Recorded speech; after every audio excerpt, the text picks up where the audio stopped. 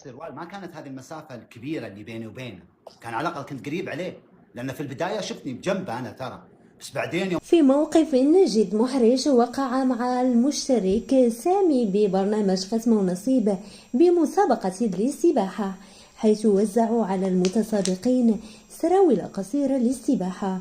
وحسب ما جاء على لسان سامي أن ريتا كانت هي من وزعت على المشتركين ملابس السباحة خاصتهم، فناولت سامي سروال سباحة كبير الحجم. الموية كثرت في الشورت، أنا هنا حسيت إن الوضع يخوف، وقفت حتى بغى يطيح علي الشورت. فضيتك عاد وش راح يعطوك؟ كأس العالم راح يعطوك شنو؟ أنا أدري، إي والله من جد. نيكولا قال إيش فيك وقفت؟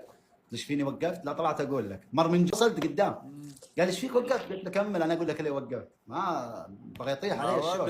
الذي جعل سامي يتراجع في السباحة، حيث كان يتسابق معه كل من اللبناني نيكولا.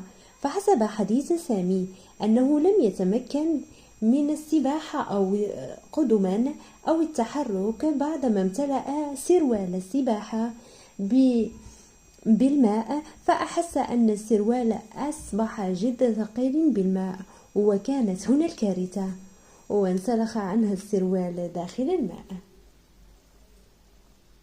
ما جعل سامي يتوقف عن السباحة حتى يتمكن من إنقاذ الموقف.